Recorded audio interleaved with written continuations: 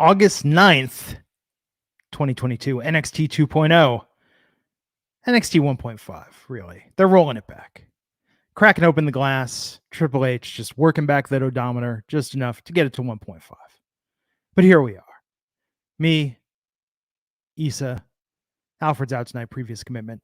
But we're going to talk about everything going on in the world of wrestling. Issa, what's going on in the news? I got the news right here. Did you watch Monday Night Raw last night? You know, I did. Before Better Call Saul last night, I tuned in for the first hour of Raw, and it was all right. Well, WWE is probably riding high of the viewership from last week, and WrestleNomics released the viewership information for the episode of August 8th of Raw. Last night's program had 1.9 million viewers on average, down 12% from last week. The key demographic experienced the same percentage drop as last week's episode, but there was an average of 2 million, which is a number that Monday Night Raw has not done in quite some time. As you know, they did it last week. They dropped a little bit, but they're still up there. Looking back at last year's viewership is considerably up. The August 9th episode of 2021 had an audience of 1.7 million, so 9% less of last night's episode. I think that there's still a lot of interest on what Triple H is doing, and I do think that these numbers are going to remain high just because people have that interest of seeing what's going on with WWE with all the changes. Absolutely. I mean, that's why I tuned in, and I have to say, I thought it was very fresh. The first hour last night, I was very entertained, and it felt like a different show. It did. It did. I agree with you. There's a little bit of different in the pacing, and there's that aspect of what could happen. Did you get a chance to see the introduction of Dexter Loomis back? I saw that. I was devastated, Issa, from Better Call Saul last night. So I was reading that, though. I saw Dexter Loomis was in the crowd last night. Yeah, so they did a segment with Kevin Owens cutting a promo, and all you could see was like a bunch of chaos behind him of a car crash. And then we saw a bunch of security guards like running around backstage during another promo. And then they did the segment at the end where he was just being taken away by the police. I actually really appreciated the way they reintroduced Dexter Loomis. But I'm gonna be honest with you, I'm here for the way reuniting once again. I want to see Gargano come back, Candice. I want Indy to reunite with Dexter Loomis, and even Theory. I would like to see Theory join the way back. I think that would be a fun gimmick on the main roster. Yeah, I agree. Although they're kind of a step backwards for Theory, given the insane push he's had. Yeah, but we haven't seen him in 2 weeks. I do know that he had a loss in his family. Thoughts and prayers with Theory and his family, but he hasn't been on TV for 2 weeks. So maybe this is a different way to get him the way. No pun intended, but maybe this is a different way to get a different push, because I actually liked Austin Theory a lot when he was teamed up with the way, more than I have liked him in the main roster. Even though, like you said, he is getting a crazy push. And we had the announcement of the women's tag team tournament bracket last night, which is going to see Zoe Stark and Nikita Lyons from NXT competing. I texted you right away too. I know. I was doing a watch along, and everybody was like, "You need to text Glenn and let him know that Nikita Lyons is going to be in the main roster." But Toxic Attraction, if they're going to attack anyone, it's going to be them. Agreed. They have to. Also in the news, did you watch Battle of the Belts this weekend? I did not, but I heard good things. I also did not watch it. AEW Battle of the Belts 3 had a stacked card on Saturday night. But how did the program do? Well, WrestleNomics received the viewership information for AEW special on TNT, and the program gathered an average audience of about 437,000.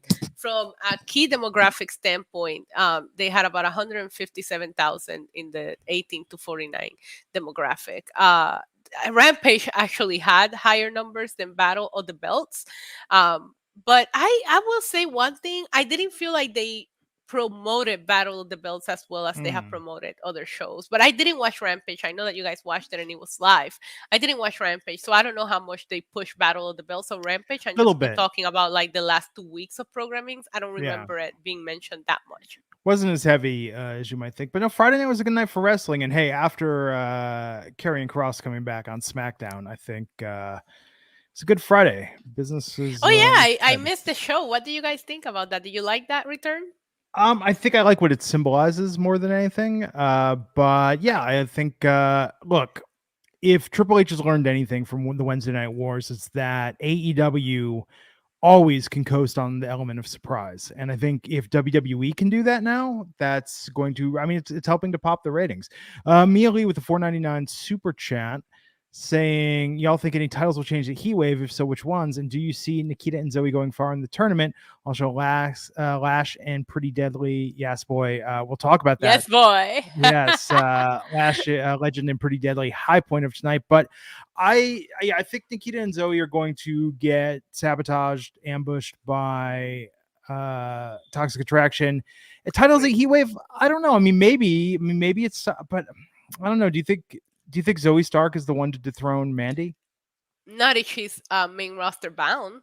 And I have a feeling they might like both of them in the main roster. I don't see them winning the tag titles. I think Dakota Kai and Io Sky are in such a push right now that they're my favorite team to take the titles in this tournament. I'm very glad that they were able to come up with 8 teams. And I'm excited that the tag teams are still alive, and the possibilities, like you said, there's rumors of Sasha and Naomi possibly coming back now. So, but I don't see them winning the titles. I also do not see any titles changing hands at Heat Wave next week. But yeah, we'll get more into that. Although, here's what I think is going to happen. I think Toxic Attraction attacks Nikita and Zoe. Zoe gets so beat up she can't compete. And much like Danny Zuko filling in for Kaneki at the end of Greece, Nikita gets that title shot against Mandy Rose, goes on and wins the NXT Women's Championship. You think so? But isn't that the same story that they try to tell with Cora Jade and Roxanne? I mean, there's only so many stories you can tell in wrestling, Issa. This is true, but you got to tell the same one 2 weeks later. I mean, we're wrestling fans. Do we have short-term memory at this point? Certainly not long-term memory. We do? Okay, well, there you go. You're getting it back.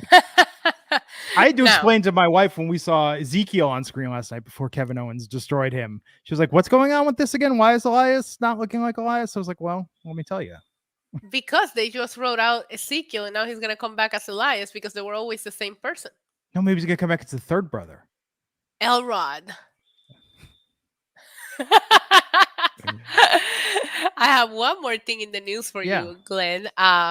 The notion that former WWE CEO and chairman Vince McMahon is still overseeing the wrestling promotion from the shadows have been suggested not just by conspiracy theorists and fans, but also by former champions CM Punk and Bobby Lashley. However, the ground reality appears to be vastly different. According to Mike Johnson of PW Insider, McMahon has not been at WWE headquarters in Stamford since his retirement and has not attended any meetings or had any company-related communication. Furthermore, McMahon has been removed from both the internal list of performers and entirely from the company's corporate structure. So I don't think that Vince is running things from behind the scenes, like people are, kind of conspiring. I think Triple H is making some very firm statements that tells you that change is here. Yeah, no, I agree with that. And I think given the revelations today about more payouts and NDAs, I don't see that flying. That's all I have for the news. Shout out to Alfred for sending the news ahead of time, even though he has a Applebee's date tonight or something that he couldn't be here with us. It's Tuesday, $2 apps, that's what it is. All Tuesday night at Applebee's. So tonight we opened with Kiana James versus Nikita Lyons. After the PowerPoint presentation Kiana James presented to disgrace Nikita Lyons, we had this match tonight. Oh, but before we dive into that, what did you think about this little round robin promo fest we got tonight of all the backstage? It felt very much like SmackDown did a lot of this in 2016, 2017. Like almost everyone giving their mission statement. Like, tonight I'm going to do this. And tonight I'm going to do this.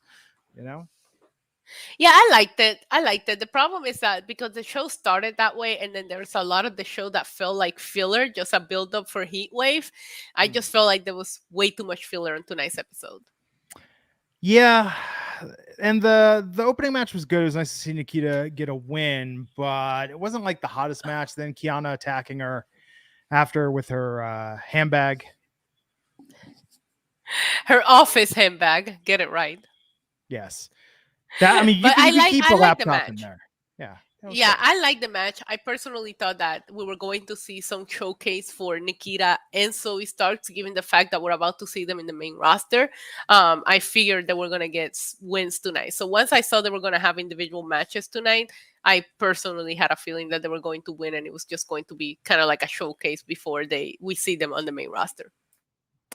Kelvin Alexander saying Vince is the real invisible hand and a laughing emoji. No, I think that the match was good. Like Nikita, always a joy Did to see she her on did she TV. give you Cody Rhodes vibe with her gear tonight? Oh, a little bit. Well, I mean, very patriotic, you know? Yeah, of course. Yeah, it's good. Yeah, when I saw her in the tag match, I'm like, this is too soon. You know? Yes.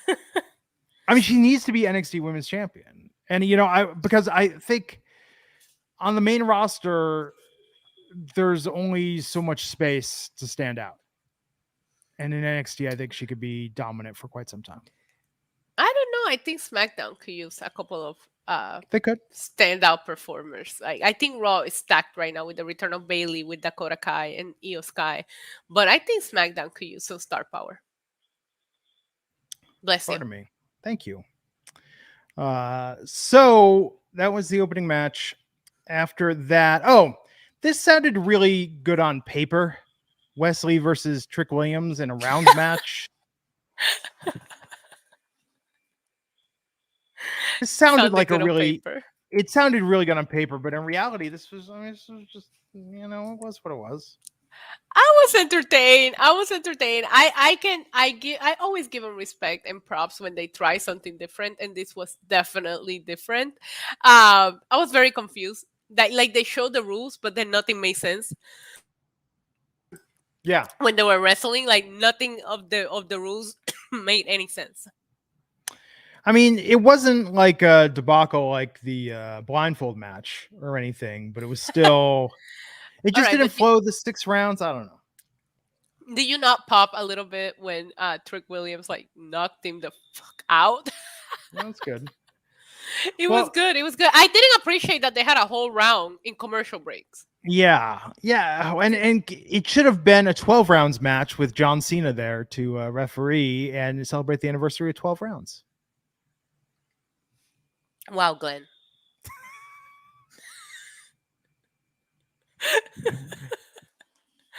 Wow, What? Glenn. Wow. Nothing. 12 rounds. I mean, the tour de force that Cena did cinematically in 12 rounds with Aiden Gillen as the bad guy. I mean, come on. No, they should be celebrated. You're absolutely right. Kelvin Alexander, $5 saying Kiana should have used that prick in her purse earlier in the match. Stella Justin Lopez asking, have I gone to Ask Jeeves and typed in Conman Albuquerque yet? Albuquerque asking the real questions. Of course, it's a Better Call Saul reference. Ask Jeeves going to make a comeback. It's going to happen. Man, it's Tuesday, right? Week's like 2/5 of the way over. Then we get the weekend. It'll be here before we know it. I like Andre Chase with Thea Hall and Ariana Grace having their little disagreement backstage. Yeah, I always like all the backstage segments with Chase U. I am a fan of. We're fans of Chase U segments here in this podcast. Yes. I thought the I don't know. Vinci showed up interrupting Carmelo Hayes cutting a promo, dissing Wesley. I liked it. Here's the thing. We have Pretty Deadly, we have Giovanni Vinci, and we have Maximum Male Models. There's too much, there's just too much of the same going on with all these gimmicks. Do you have something against beauty? That's a good question. No, it's a little, there's been and here's what I'm saying. Giovanni Vinci is the one that has to go. Giovanni Vinci started speaking in tongues I can't understand, and I thought that was incredible. So Thea Hale and Ariana Grace settled their differences in the ring. Yeah, Adriana Grace beat the shit out of this little girl. It was an okay match. This first hour was rough. I mean, like I think there was some good ring work on this. This next week is Heatwave. This was the go home show for Heatwave. NXT's been on a tear lately. I feel like the last month everybody has said this is the best wrestling program on TV in any given week, and I feel like tonight was just a little bit of a dip. Yeah, it wasn't my favorite episode of NXT. I was doing a watch along on my channel and I said it. It was not must watch television. It felt very, let's set up some matches for next week's NXT wave. But if I have to explain someone, oh, you need to go watch because of this, I can't find. Maybe we'll get into it. The Santos Escobar and Tony D segment, I enjoyed that a lot. And the in ring delivered. There was a lot of really good matches today. And again, I give props to that match, the rounds match, just because it was something different. But I didn't find NXT to be, I didn't find NXT to be like super enjoyable tonight. Yeah, it's tough. I wanted to love it. I was excited. I took a nap before NXT. I was like, I want to be fresh. Oh, wow. Wow. So now you're wide awake. Well, I want to go that far. I'm an old man, even. 46 years old. I'm ready I have to go COVID. I could fall asleep standing up right now. So how are you doing? How are you hanging in there with I feel better. I'm on day 5 right now, so I just can't taste anything. I have a couple of fevers and I'm just very, very exhausted. But outside of so my whole point to that is like I need to be entertained, otherwise I'm just gonna fall asleep. If I wasn't doing a watch along, I might have fallen asleep. How are you doing a watch along? Wow, look at hardest working woman in wrestling podcasting. That's Issa. Thanks, Glenn. Yes. Oh man, I mean, like I, have a tummy ache, and I'm like, oh, I can't make it tonight. Not feeling 100%. Need to skip tonight's show. If you would have seen me on Friday, you probably would have thought I was gonna die. I couldn't get out of bed. That's when I sent you guys the text, like, yeah, I'm out. Oh no, I was very, very worried for you. I'm glad you're hanging in there. Apollo Crews versus Roderick Strong, a fantastic match. Fantastic match. One of the best matches of the 2.0 era. Unfortunate episode it occurred on because a lot of what preceded it and followed it was not nearly as strong.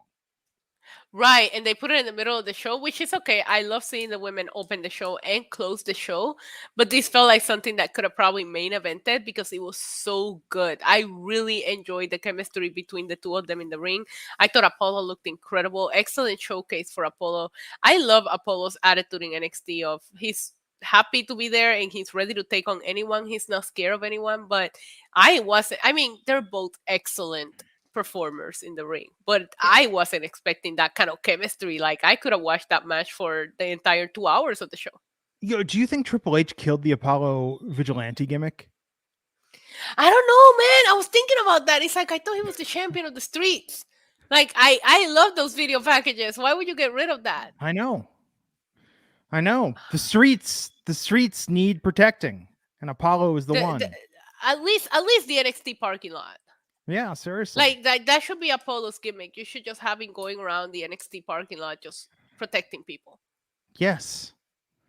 It's crazy. Or he should be at the park making sure that meeting between Tony D and Santos Escobar doesn't get out of hand. Poor Roderick Strong, though, that Apollo won this match. Like Roderick, all his former teammates are over on AEW getting these major pushes. Roderick is the one to stay, and he's losing to Apollo, who we like, but Apollo didn't need this win. I did like Roderick backstage telling Diamond Mine that he wasn't there because it was a test and they passed. What a troll. I'm going to start telling you guys that when I no-show the podcast. I'm going to be like, it was a test and you guys passed. Yes.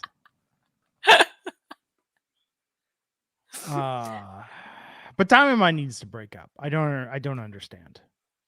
I feel like Diamond Mine wants Apollo Crews to be their leader now. That would actually be kind of cool. Yeah, I think so too. Creed was backstage watching footage. That's all they do. They just have that. I feel like they have COVID because that's all I've done: lay in bed and catch up with shows. Actually, that would have been funny if they were backstage. Not if they had COVID, but if they were backstage, just like binging The Office on Peacock, And they were like, "Oh, sorry, we couldn't be bothered. It was the Michael Scott Paper Company arc, and I always enjoy that. So sorry we missed your match." You know? Yeah, like they just sit back there and watch, and then they're such self marks too. They're just watching their own matches over and over again. Yes. No, that would be good. It would be very good. Yeah. So Pretty Deadly had a nice Yes, little boy. run in with Lash Legend. Last Legend backstage just talking up a storm, and I absolutely loved in like the 30 seconds they had together. You could tell they had such chemistry, and I love that it paid off in the match that followed, which we'll talk about in a minute. But this was up there tonight. What do you think of Tony D'Angelo and Santos Escobar having a sit down? No. Before we get to Oh that, yeah, before we get to Tony the Goat, yeah. you haven't talked to me about how you felt about Pretty Deadly's fit tonight and the purple and the lace. What do you think? They looked pretty on point. It was good, but I feel like they're recycling that style of shirt too much. I feel like they got to change it up a little bit. Well, yeah, but that's you can't be a trendsetter if you just try one trend one time and drop it. Yeah, true, but they look good. They look good. Yeah, I agree. I thought purple is their color. Always love seeing them.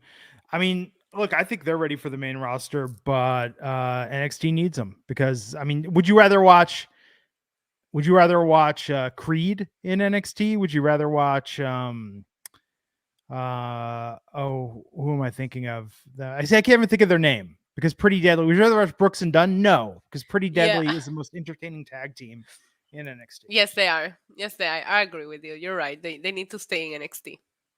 No, they're so good. They're so good. But Tony D'Angelo and Santos Escobar met on a recreation of the Hot One set to have a sit-down meeting. They talked. Later, they're going to get some spicy wings. They're going to, see who can withstand the bomb. But they set up a match at Heatwave. I mean, Tony D'Angelo is the greatest wrestler of all time. For perhaps the NXT 2.0. We'll rein it in a little bit. Tony D'Angelo is the greatest wrestler of NXT 2.0. And you had him just on a trajectory to the moon, to the NXT championship. And you've just sidetracked him with this storyline that at best has been I don't think it's a sidetrack, Glenn. Really? I've loved this feud. I love all of the off-site like video packages and promos that we have gotten. I've enjoyed settled it. But they settled it. He won. No, they He didn't beat settle Santos. it because Santos Escobar is a sore loser.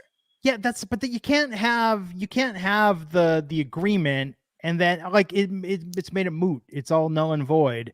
And that's why it's like they've never really done it for real. Santos fell in line for like a week. Yeah, that's what I'm saying. Like he didn't come through that's what makes you think he's going to come through with this stipulation now, because he lost his last stipulation and he can't get over the fact that he's at D'Angelo now. I don't know. I loved this segment though. I loved everything about this segment. It was so funny. Like you know what it is? I'm still just mourning the loss of 2 dimes. That's really what it comes down to. Well, the shark saved him and brought him elsewhere. Okay. I was wondering. I was like, why did he choose to meet him there? Why didn't he meet him somewhere by open water source so he could throw him with the fish? But they were very well behaved here. I was proud of them too. Like nothing, no brawl, no nothing. They just had a normal conversation. Well, because they want their wings, and they're not going to get their spicy wings unless they, play it civil. Yeah, but what do you think about the stipulation that was added to this match now? So, walk me through this because I'm still confused. If Santos loses, he leaves NXT. Yes. And if Santos wins, Legado del Fantasma goes back to being Legado. Correct. What do you think is going to happen? Because I personally think that Tony D'Angelo has now become the kiss to the main roster of NXT 2.0. He sent Ciampa to the main roster. Is he sending Santos to the main roster? I mean, honestly, I think they were ready for the main roster a year ago. Legado or just Santos? With the Legado. Okay. Now is a better time because if they would have gone a year ago, I think we would have known how they would have been booked on the main roster. Right. Now I think they will get a much better storyline. I agree with you, and I'm not ready for Tony to leave. But if there was no stipulation for Tony, right? The only stipulations were made by Santos? I believe so. So if Tony loses, he's not leaving NXT, correct? Correct. He's just Santos is. He just doesn't have the fake The or fake the family. family, because the Legatos have never been the Angelos. Clearly, I'm excited for this match. I really, really have been enjoying the feud between these two. But after this, Tony D'Angelo goes for that NXT championship and wins. I hope so. Do you think It Tony has to D'Angelo happen. can take Braun Breaker Well, or JD now? Because you don't know who's gonna win. yeah, really don't know who's going to win that match. And Solo Sikoa is injured. We found out tonight. Solo's out for like a month. It's all Von Wagner's fault. I mean, you could say that about a lot of things that are wrong with NXT, but I hope he's and that's okay. not I fair. hope That's he's not okay. fair. Joe Gacy gets 50% of the blame for the other things that are wrong with NXT. Yeah, agree. But I also feel like what you said about taking like a turn with Tony D'Angelo when he was on like the way to becoming a champion. The same thing happened with Solo here. Remember, I got next. He never got that North American title shot, technically speaking, and then he moved on to Von Wagner, and he also kind of derailed from his road to a championship. I mean, look, Braun Breaker. What else is there to say? I mean, Braun is not Mr. Charisma. He is not. I think about. I mean, when we ranked the NXT championships, he was like only was one notch above Dolph at the bottom of the NXT champs. It's just think of every great NXT championship, and that is Yeah, not. but remember, because didn't Alfred say one time he was the greatest NXT champion, and that's how we made that list. What, the Braun Breaker was the greatest NXT champion? Yeah, that's how we rank. That's why we rank the champions because of, well, I mean, something Alfred said.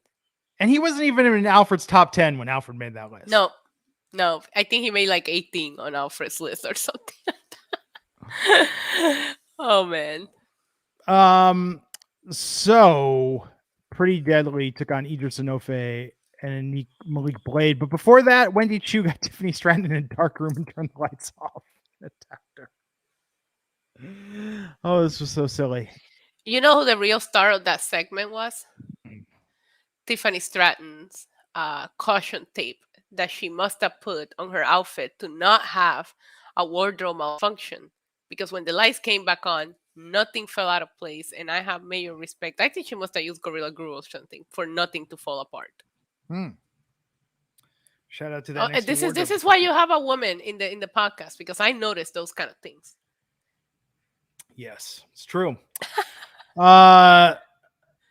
So Pretty Deadly beat Idris Enofe and Malik Blade, but there was an attack from Brooks and Dunn and Fallon Henley, but Lash got in it with Fallon, and then Lash was standing tall with Pretty Deadly at the end, which is the trio we need in NXT because they were so entertaining together. I loved it. It's something I didn't know that I needed, but now I'm here for it. Yeah, here for it. I love that. I love seeing Pretty Deadly get a win because we saw them get a couple of losses there a couple of weeks in a row, so it was good to see them back in the winning side of things. Alicia A asking a good question: is Wendy Chu the heel now? I think she kind of is. I think before she was a lovable scamp like Dennis the Menace, but I think she's never been a lovable. What's so lovable about her? She tried to murder Mandy Rose in a tanning bed. She took this girl's cars. Like, she's never been a face ever. But she's always done like covering mouth, like the tee hee hee, like look at me. Okay, so Eric Cartman laughs in South Park, and there's nothing babyface about him. Just saying. Well, maybe in the Scott Tenorman episode there was, but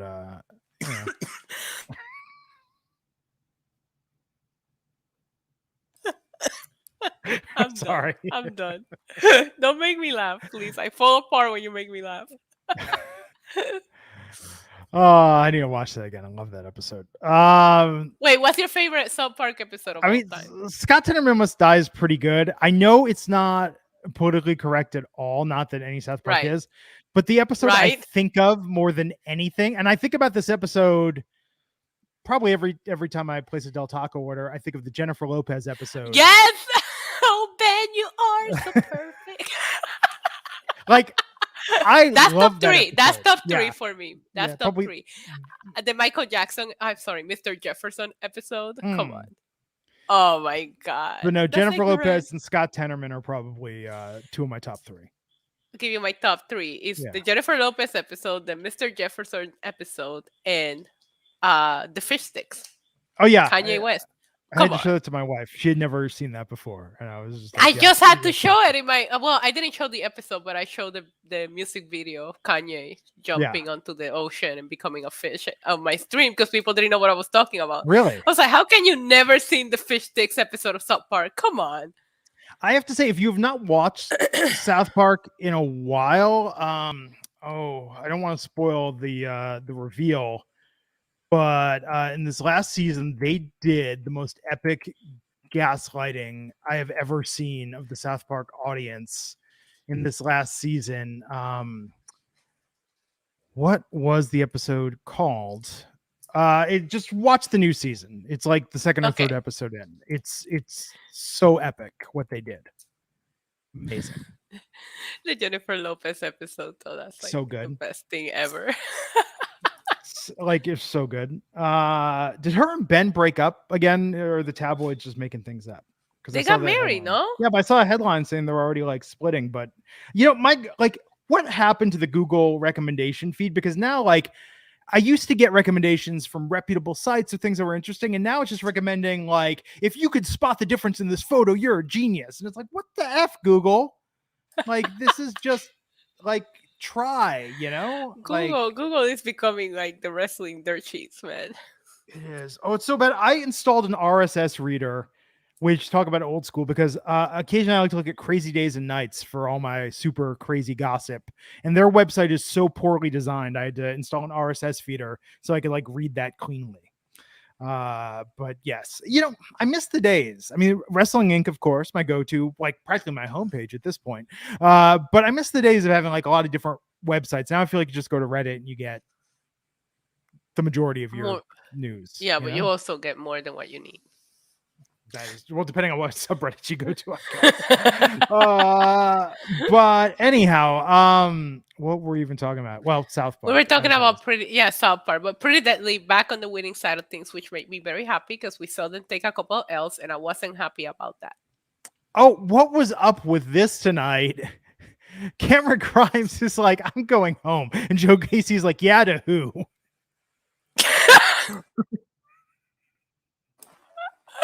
It wasn't a little too real, right? That was like the meanest shit that's ever been said on NXT. Oh my god, it got too real. Joe Gacy. Could you imagine if you were a kid leaving a playground and someone had lost their parents? The kid was like, I'm going home, and you were like, yeah, to who? Like, holy shit. Like, you would get expelled over that. Yeah, but not Joe Gacy. Oh, he's man. woke. That was funny though, but I'm tired of whiny Cameron Grimes. I'm sorry, I'm over it. He keeps crying every week. Like, he's getting old. No, Cameron needs to go to the main roster, and they need to bring back the To the Moon gimmick and just stick with what works. Like, he needs to quit. He needs to quit the crying. He's walking around dressed like a freaking department store assistant manager. He does look like, yes, he does look like or like he's tending bar at the Olive Garden, like on weekends. Yeah, you're absolutely right. And saying that he's real Italian.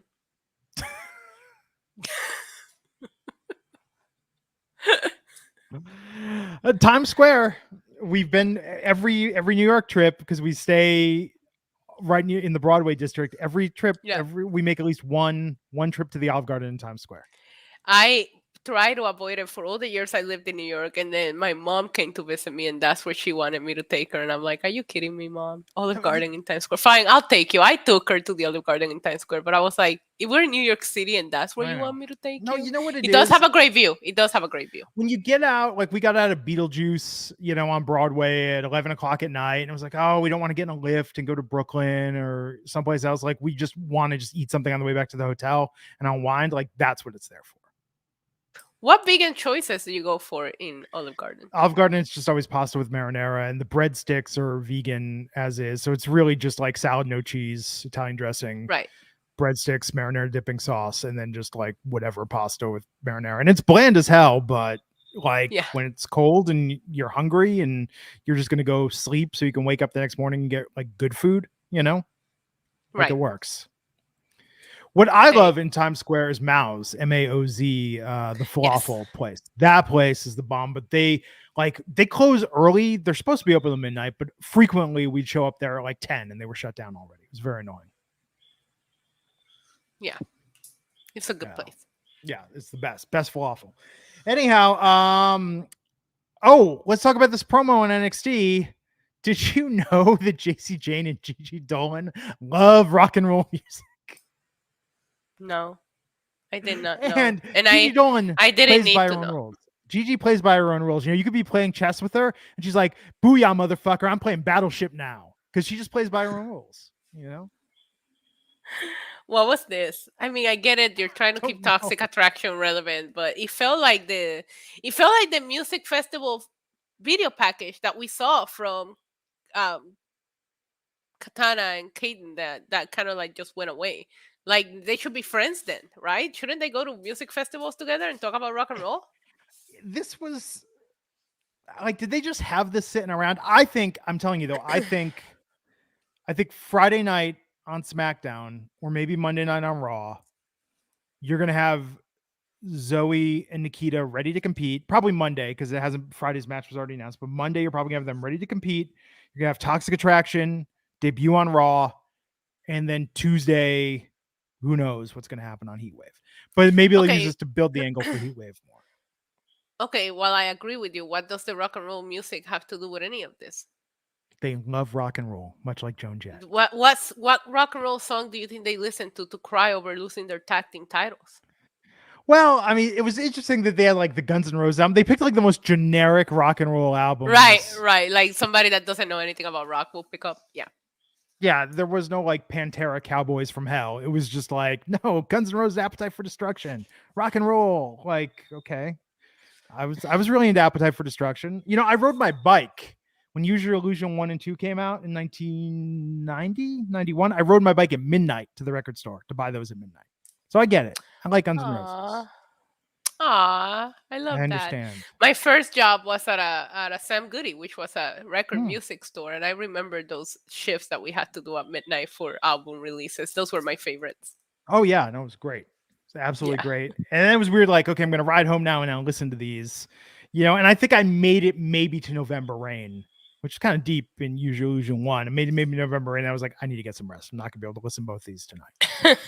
But no, it's fine. I mean, so they like rock music and they play by their own rules. And they went to I like how she like drank the drink at the bar and then threw the glass on the ground. They should only would have been better if the bartender would have said like, "Hey, you're gonna have to pay for that." Like this was like what a 12-year-old thinks. Like, wow, they're bad girls. Like they smoke and drink and have tattoos and listen to rock music. You know, like Yeah, this watch was out, we very got badass pedestrian. over here. It was just very, but that's fine. I kind of like that though. I like that their gimmick. It's like you're watching Gem and the Holograms and they're the misfits. It's like that. This is what a child thinks like a bad rocker chick is. I guess it just doesn't make any sense. It didn't make any sense. It didn't feel like it fit into the story, but they put it there for a reason, I guess.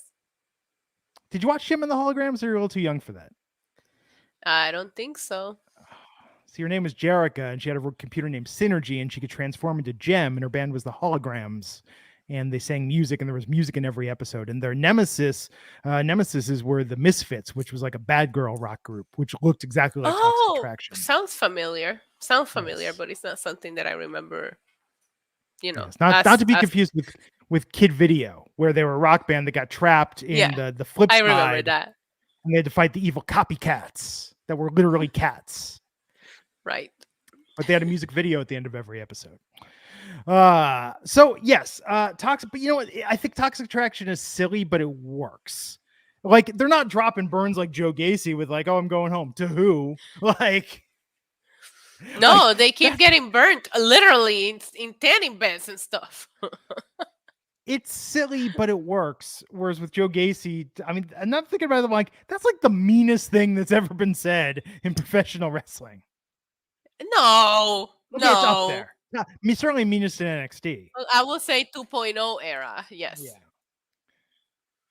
That should be a list of the But meanest things ever said in professional wrestling. oh my god, that would be fun. But yeah, and did you notice how they kept Mandy away from this? Why? Because they probably know it was silly. Well, I think Mandy. I don't know. I'd be curious if they all go to the main roster together or if it gets split up. I don't know. I don't know if Mandy can go to the main roster after matching Brown with Black tonight, which is a big fashion no. I was very disappointed. Yeah, but she made it work. No. I mean, she looked good. She's gonna look good no matter what she puts on. It doesn't mean you can break fashion rules. I wish Pretty Deadly should have came out and slapped her and be like, "What are you doing, girl?" Yeah, that's right. Mandy Rose, you've been put on notice by Issa. Labor Day is coming up. You better get all your white wearing in now because after Labor Day, Issa is gunning for you if you commit that fashion faux pas. I'd rather her wear white after Labor Day than have to see brown and black together again.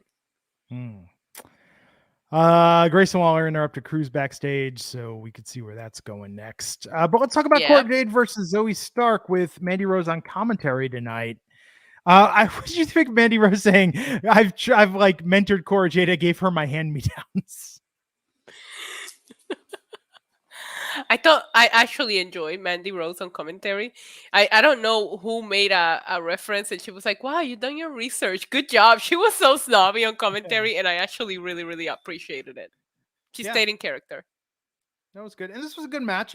So I'm glad they went over for this. It's nice that I can't remember last time we got an overage on a women's main event. Yeah, but a lot of times this NXT overrun feels so unnecessary. They went to a commercial break at what, like 9:54 just to do the overrun. Why can't the show just end on time and we don't have to deal with going on a commercial break in the middle of your main event when the show is ending in 2 minutes? But that's just me nitpicking. The match itself, I thought it was fun. I like Cora Jade here tonight, but Zoe Starks is ripped, looked like a star tonight. And like I said at the beginning, I had a feeling her and Nikita Lyons were going to get showcased tonight, given the fact that we're going to see them in the main roster recently. The distraction, I don't know that it will cost somebody a match, but Cora Jade, maybe her is a rookie mistake because Roxanne just stood there. There was no actual interaction that would physically make her like not be able to continue with the match. She just stood there. But outside of that, I really liked it. And there was a lot of story built in one match, which I appreciated. You have Mandy Rose watching Zoe Stark. You continue the story between Roxanne and Cora Jade. I thought this was very well done. And I really, really I have my eye on Zoe Starks. I liked her before, but now I really, really think that she's doing some great stuff since her return. I thought this was a good match. I think Zoe getting the win is the right move. I need to see more. I mean, we saw her and Nikita at the beginning. I just want to really believe them as a tag team if they're just not there to get attacked. It doesn't make any sense. It really doesn't. It doesn't. When I saw that, I was like, that's the team? Like, what? I mean, that's why, I'm like, Toxic Attraction is going to break this shit up. Like, they're going to jump them and take their spot. But it wouldn't make sense for Toxic Attraction to go for Kaden and Katana now. Not, you know what I mean? Like, Toxic Attraction cannot go after the NXT tag titles again. They should have had Kaden and Katana be the NXT team in this tournament. Why make sense? I feel like if I'm like, maybe Triple H has so much in his plate that NXT is just at the bottom of his ABC list of priorities. And because I kind of feel that. Yeah, right? Like, it doesn't feel like NXT is still up there in the list of things that are going to change right now, because a lot of things are not making sense in NXT, whereas on Raw and SmackDown, things are falling into place and things are making more sense and the shows are more enjoyable. Wouldn't that be weird if somehow Triple H being put back in charge of NXT made it worse? Okay, but he has all of creative in his mind. Right now, he's just trying to give people their jobs back. I feel like that's his priority. And then after that, he'll figure everything else out. Okay, so we'll see what happens. But no, Zoe Stark got that win tonight. Mandy Rose went to the ring after, yada, yada, yada. Good episode, but not as good as it has been. Like, it ended better than it started. The turning point was Apollo versus Roderick. Yeah, Apollo versus Roderick, it was my favorite match of the night. But overall, yeah, it was it built up for next week. I am excited for next week. So if that was what they set out to do, they did a good job. The addition of this. Yeah, the addition of the stipulation between Tony D'Angelo and Santos Escobar. I'm more hyped for that match than the title matches. Okay. So. Well, it's Tony D, Of course, we've been fans of Tony D literally since day one here. Oh, since the first time I saw him, I was in love. Love at first sight. He's so good. They Do need you to think get some of Tony that D back. goes to Olive Garden in Times Square? I kind of do. I kind of do. But no, they should have him go there, and he should be like, "No, you don't understand. The family owns this Olive Garden. You know, like I make wonder a if lot he of ever money." tries to like throw somebody with the fish at the Hudson River, because that river is so. I bet you they like your body dissolves as soon as you jumped into it. I have a theory. What's like Lake Mead here in Vegas? The water keeps going down, and they're finding bodies now that the water's going down in Lake Mead. That's incredible. I know, but it's weird to Tony think about that. D'Angelo, very high. Yeah, catch them all. So there you have it. That was NXT 2.0. I'm Glenn Rubenstein. She's Issa. She's an NYC Demon Diva. That's Diva with the one. Give her a follow. She's beating COVID. Everyone, we need to support Issa. Follow her on Twitter. She had a really lit Twitter account with a huge following. She paid tribute to DMX. The Twitter gods struck her down, and now she's rebuilding. We're trying, reclaim, rebuilding, whatever Seth Rollins used to say. I'm Glenn Rubenstein. Give me a follow. It's just all wrestling and weird hip hop and Better Call Saul memes. That's really all my Twitter feed is. Occasional video game stuff. It's good times. So have a good rest of your week, everybody. Tomorrow night, AEW, and we will be back with Alfred on Friday for SmackDown and Rampage. Until then, take care, have a good one, stay safe, and we'll catch you.